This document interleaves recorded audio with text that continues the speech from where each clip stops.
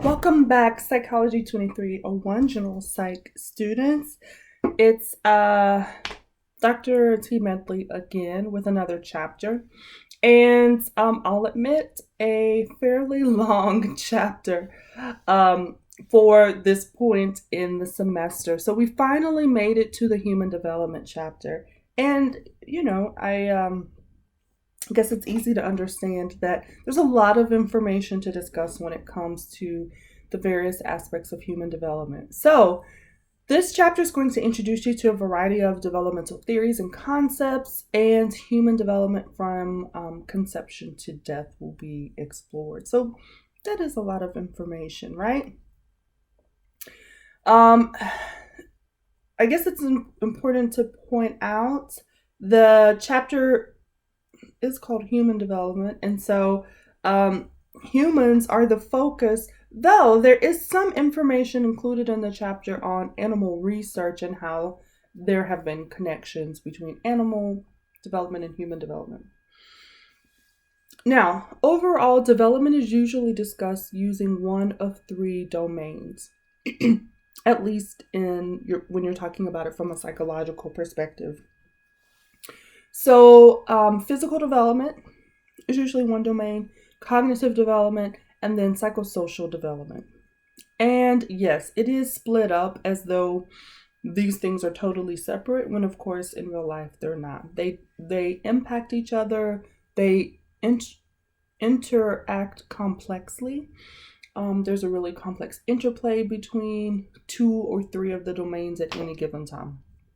So really, we talk about them separately just to help make the explanation a little bit simpler. So we'll begin with physical development. Physical development includes all of the biological changes that occur during development. Conception, the start of life, birth, growing taller, experiencing puberty, all of those things are a part of physical development. What elements do you think enhance or help growth? And which ones do you think hinder physical growth? Have you ever thought about that? These are some of the questions that are going to be explored in your chapter. The timeline for growth as it relates to the age periods of prenatal development, infancy, toddlerhood, early and then middle childhood, adolescence, and then early, middle, and late adulthood, or the range of age periods that are going to be discussed and are touched on in some way in the chapter. Topics like obesity may be a part of the discussion. The incidence of obesity, the effects of obesity at different ages, or other social issues that impact the age groups differently may be a part of the conversation. Take a minute and think about what were some of the positive aspects of your own development. We've already had our memory chapter, so the first question is, what do you remember from your earlier years of development? But also, what were some of the positive things, the things that you think helped your growth or development, improved your overall health, for example? But also, what were maybe some of the negative things, right? Do you remember reaching developmental milestones during the expected or right times? For example, did you walk? Did you start walking between the ages of about 8 to 14 months? Anything before 8 months is considered really early. I don't know, perhaps some kind of anomaly. And typically anything after about 14 months is indicative of some sort of physical developmental delay. Now, that physical development, as I've already mentioned, is just one aspect of overall human development, right? This chapter will talk quite a bit as well about how your cognitive abilities can change as you age. What thinking and reasoning skills are humans typically born with, and how do these skills improve with each year of life? You will be exposed to some theories of cognitive development. Piaget, for example, proposed the most commonly referenced theory of cognitive development. Piaget based his theory on observations of his own children. Now, think back to our previous chapter on research and what adds to the efficacy of research and accuracy of research. And you may be able to come up with a couple of reasons why elements of his theory may be a little suspect, or why we might consider his theory to be a tad bit biased based on who his sample for research was.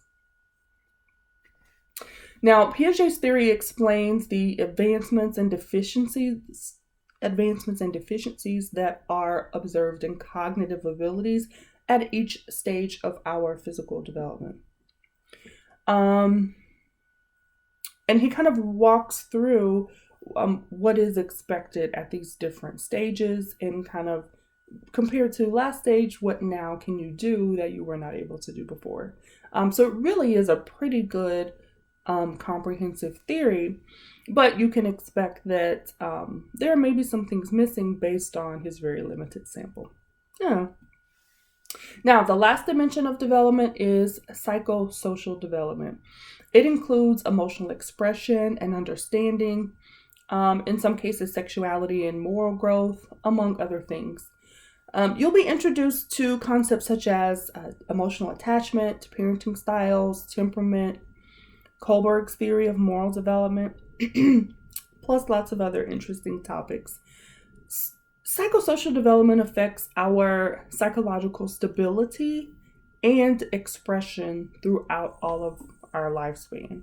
So it is a very important dimension as it relates to those other two. For example, Harlow conducted experiments on attachment and what he referred to as contact comfort with monkeys. Those studies have helped to add to the knowledge that we have about how important it is for infants to have human contact very early on, and why many doctors now, after a baby is born, will encourage what's called skin-to-skin contact with the mother or another human figure.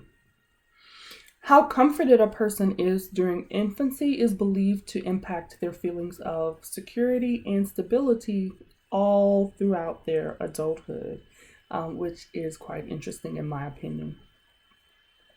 There will also be some theories of moral development that will be discussed.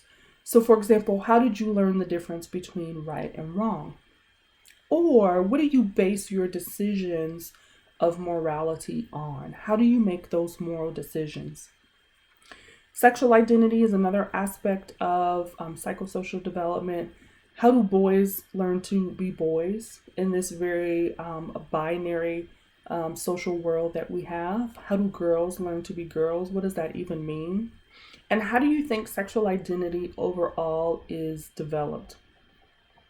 The impact of other people, such as your parents, your siblings, friends, teachers, it's a big part of psychosocial development. And your social self is just as important or just as an important part of you as your physical self and your cognitive self. So there's a wealth of information online about what to expect in each of the domains of development if you want to add to the information that you have access to in your text. One of the online resources that I've recommended in the past is childdevelopmentinfo.com. Childdevelopmentinfo.com.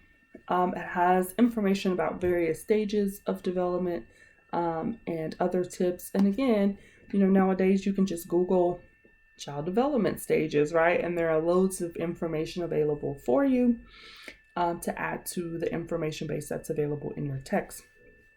Or you can email me and post to the discussion board, and I or your classmates can add to that knowledge as well, or help with clarifying issues. So, see you soon. Until next time, have a good one.